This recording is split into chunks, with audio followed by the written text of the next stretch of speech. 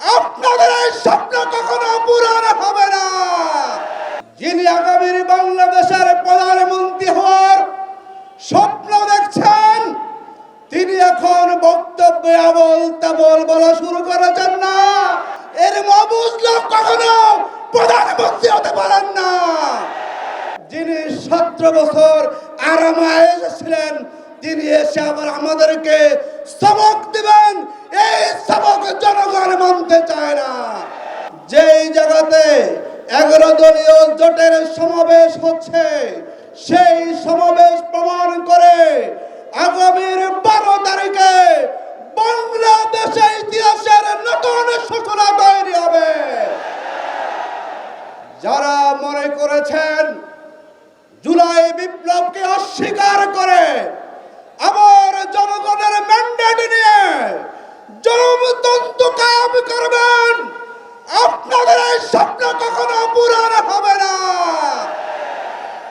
যার জন্য আমরা দেখলাম গণজোয়ারে ভীত সন্তুষ্ট হয়ে যিনি আগামীর বাংলাদেশের প্রধানমন্ত্রী হওয়ার স্বপ্ন দেখছেন, তিনি এখন বক্তব্যে আবল তাবল বলা শুরু করেছেন না।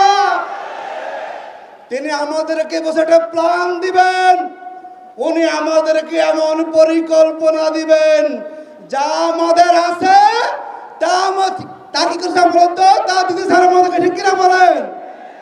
উনি কোন দেশের সম্বন্ধে জানা নাই, শোনা নাই, কোন জেলায় কি লাগবে তাও জানেন না।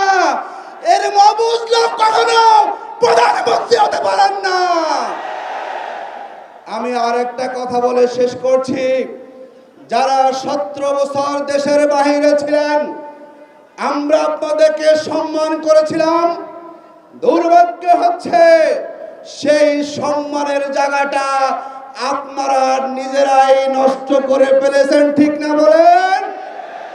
যেই ডাক্তার শফিকুর রহমানরা বাংলাদেশে বারে বারে কারাগারে গিয়েছেন, জেল মামুনুল হকরা বারে বারে কারাগারে গিয়েছেন, যেই নাহিদ ইসলামরা জীবনের বাজি রেখে জুলাই বিপ্লবকে সফল করেছেন, আজকে আপনি গুপ্ত সত্যের কথা বলে তাদেরকে অপমানিত করছেন।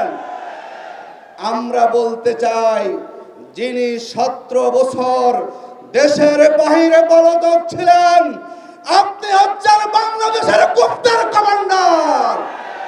যিনি গুপ্তের কমান্ডারের দায়িত্ব পালন করে আপনার জনশক্তিকে দেশের ভিতরে নির্যাতনের মুখে ফেলে দিয়ে যিনি 17 বছর আরামায় এসেছিলেন, তিনি এসে আবার আমাদেরকে সবক দিবেন, এই সবক জনগণ মানতে চায় না।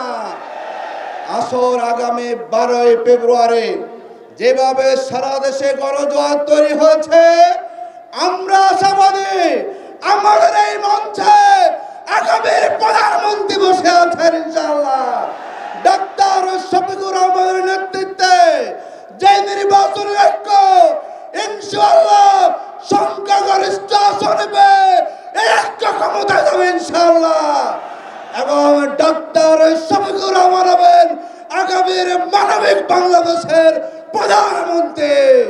আসুন সেই প্রধানমন্ত্রীকে দেওয়ার জন্য এই ঢাকা 11 আসনে ছাত্র যুবক যারা আছে, বড় জনতা, আমরা ঐক্যবদ্ধ হয়ে সাপলাকলিকে বিজয়ী করি এবং জনাব নাহিদ ইসলাম জুলাই আন্দোলনের ঘোষক, আমরা মনে করি তাকে বিজয়ী করার মধ্যে দিয়ে জুলাই বিপ্লবকে আমাদেরকে সম্মানিত করতে হবে।